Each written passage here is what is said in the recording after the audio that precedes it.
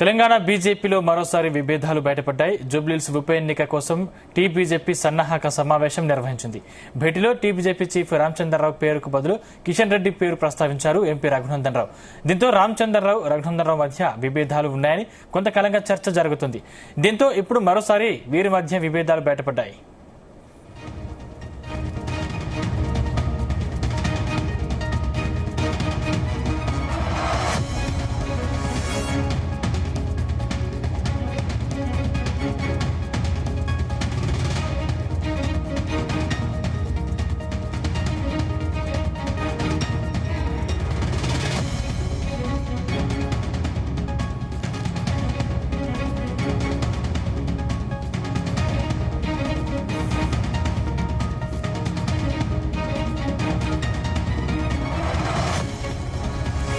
తెలంగాణ బీజేపీలో మరోసారి విభేదాలు బయటపడ్డాయి. జూబ్లీహిల్స్ ఉప ఎన్నిక కోసం టీబీజేపీ సన్నాహక సమావేశం నిర్వహించింది.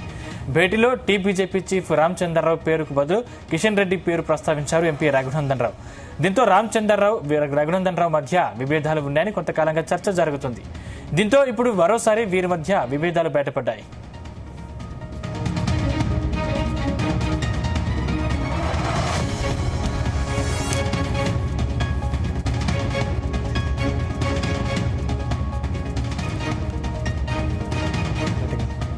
గత కొంతకాలంగా బీజేపీలో వర్గ విభేదాలు తారస్థాయికి చేరుకుంటున్నాయి. ఈ నేపథ్యంలో ఈసారి కూడా మరోసారి వర్గ విభేదాలు ఉప్పమన్నట్టు సంకేతాలు వినిపిస్తున్నాయి. ఇదే అంశానికి సంబంధించిన మరింత పూర్తి సమాచారం మా ప్రతినిధి నగేష్ అందిస్తారు. నగేష్, బీజేపీలో వర్గ విభేదాలు తారస్థాయి చేరుకోవడానికి మరో ఉదాహరణ ఈరోజు జరిగిన సమావేశం అని చెప్పుకోవచ్చు.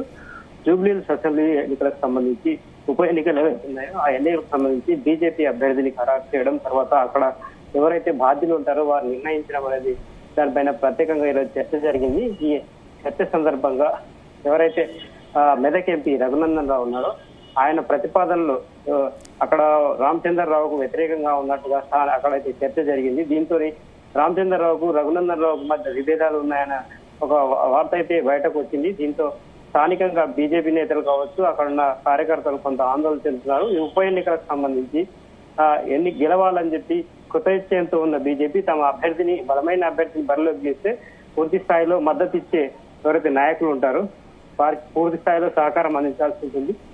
అయితే అక్కడ ఎవరైతే రాష్ట్ర అధ్యక్షుడికి ఇక్కడ మెదక్ ఎంపీకి మధ్య కొంత విభేదాలు ఉన్నాయన్న వార్తలు అయితే ఇప్పుడైతే బీజేపీలో ఒక చర్చకు మరోసారి చర్చకు దారితీసాయని చెప్పుకోవచ్చు. ఈ విషయానికి సంబంధించి రాష్ట్ర అధ్యక్షుడు గారు ఎవరైతే రామచంద్రరావు గాని ఎంపీ రఘునందన్ రావు గాని బయటకు మాట్లాడకపోయినప్పటికీ వారిద్దరు వైఖరిని చూసి ఒక స్థానికంగా కావచ్చు లోకల్ నాయకులు అయితే చర్చకైతే తెరదీశారు. ముఖ్యంగా ఈ అసెంబ్లీ ఉప ఎన్నికల్లో అభ్యర్థి ఎంపిక విషయం ఒకటైతే కిషన్ రెడ్డికి రఘునందన్ రావు మద్దతు పలికారు, రామచంద్రరావును కాదనేది ఒక చర్చ ఉంది. ఈ సందర్భంలో గతంలో బీజేపీ రాష్ట్ర అధ్యక్షుడిగా పనిచేసిన కిషన్ రెడ్డికి రఘునందన్ రావు మద్దతు ఇస్తున్నారు, రామచంద్రరావుకు పూర్తిగా సహకరించడం లేదు అన్నది ఒక పార్టీలో జరుగుతున్న చర్చ. అయితే గతంలోనూ రాష్ట్ర అధ్యక్షుడి ఎంపిక విషయంలోనూ చాలా కాలంగా మాజీ ఎంపీ ఎవరైతే ఈటల రాజేందర్ ఉన్నారో ఆయనకే సీటు కేటాయింది, రాష్ట్ర అధ్యక్షుడి పదవి కట్టబెడతారన్న చర్చ కూడా జరిగింది. ఆ సందర్భంలోనూ రఘునందన్ రావు ఈ రామచంద్రరావు విషయంలో కొంత వ్యతిరేకంగా ఉన్నట్టుగా తెలిసింది. అయితే పోటీలో గతంలో చర్చ సందర్భంగా కూడా రఘునందన్ రావు మాట్లాడిన మాటలను మనం పరిశీలిస్తే పోటీ అన్న రాష్ట్ర అధ్యక్షుడి స్థానానికి పోటీలో ఎవరైతే ఎంపీలు 8 మంది, ఎమ్మెల్యేలు 8 మంది ఉంటారో అయితే ఆ పార్టీ అధినాయకత్వం తీసుకునే తుది నిర్ణయానికి అందరూ కట్టుబడి ఉండాలి. రాష్ట్ర అధ్యక్షుడిగా ఎవరిని నియమించినప్పటికీ ఆయనకు సహకారం అందించాలని చెప్పారు. అయితే ఈ జూబ్లీహిల్స్ ఉప ఎన్నికలకు సంబంధించి ఈ మరోసారి విభేదాలు బయటపడ్డాయని, ఇంటర్నల్ మీటింగ్ లో విభేదాలు బయటపడ్డాయని గుసగుసలు వినిపిస్తున్న నేపథ్యంలో రఘునందన్ రావు ఏ విధంగా స్పందిస్తారో చూడాలి. అంటే గత కొంతకాలంగా రాజసింగ్ కావచ్చు, లేకపోతే ఎంపీ కొండా విశ్వేశ్వరరెడ్డి కావచ్చు, ఒక్కొక్కరిగా బయటకు వస్తున్న పరిస్థితి కనిపిస్తోంది. అంటే అసలు బీజేపీలో ఏం జరుగుతుంది అనుకోవాలి? స్థానిక సంస్థల ఎన్నికల ముందు ఇవి బీజేపీ ఎలా హ్యాండిల్ చేస్తుంది అనుకోవాలి? ముఖ్యంగా బీజేపీలో రాష్ట్ర నాయకత్వం బలంగా ఉంటేనే ఏ ఎన్నికలైనా బలంగా ఎదుర్కొంటుంది. స్థానిక సంస్థల ఎన్నికలు కావచ్చు, అసెంబ్లీ ఎన్నికలు కావచ్చు, పార్లమెంట్ ఎన్నికలు కావచ్చు, రాష్ట్రంలో బీజేపీ పూర్తి స్థాయిలో అక్కడ రాష్ట్ర స్థానం నుంచి ఇక్కడ కింది క్యాడర్ వరకు పూర్తి స్థాయిలో బలంగా ఉంటేనే ఇవన్నీ సాధ్యమవుతాయి. అయితే ఇటీవల జరిగిన కొన్ని పరిణామాలను చూస్తే కొంత క్యాడర్ లో కూడా నిరుత్సాహం ఉందని చెప్పుకోవచ్చు.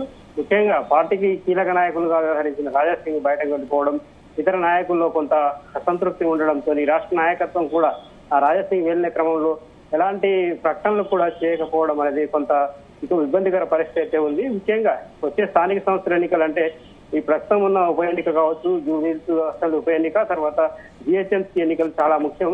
ఆ గతంలో జిహెచ్ఎంసీ కార్పొరేషన్ ఎన్నికల్లో బీజేపీ చాలా స్థానాలు అంటే గట్టి పోటీ ఇచ్చింది. అప్పట్లో ప్రభుత్వంలో టీఆర్ఎస్ ఉన్నప్పటికీ ఆ గట్టి పోటీనిచ్చి 40కి పైగా స్థానాల్లో అయితే గెలుచుకుంది. ఈ నేపథ్యంలో వచ్చే జిహెచ్ఎంసీ ఎన్నికల్లో కావచ్చు, ఇతర మున్సిపల్ ఎన్నికల్లో, పంచాయతీ ఎన్నికల్లో కూడా పూర్తి స్థాయిలో ఇతర రెండు అటు టీఆర్ఎస్ ఇటు కాంగ్రెస్ పార్టీని ఎదుర్కోవాలంటే పూర్తి స్థాయిలో సన్నద్ధత అవసరం ఉంటుంది. ఇందుకోసం నాయకుల మధ్య సమన్వయం అనేది చాలా ముఖ్యం. ఇటు బీజేపీకి ఇప్పుడు 8 మంది ఎమ్మెల్యేలు, 8 మంది ఎంపీలు ఉన్నప్పటికీ వారిలో కూడా చాలా మందిలో సమన్వయం లేదనే చెప్పాలి.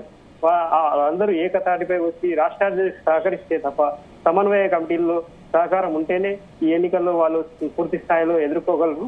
ముఖ్యంగా జిహెచ్ఎంసీ అనేది బీజేపీకి చాలా ఇంపార్టెంట్ కాబట్టి హైదరాబాద్ సరౌండింగ్ లో వారికి పట్టును మరోసారి నిలుపుకోవాలంటే వచ్చే ఎన్నికల్లో ఇంకా పటిష్టం అవ్వాల్సి ఉంటుంది.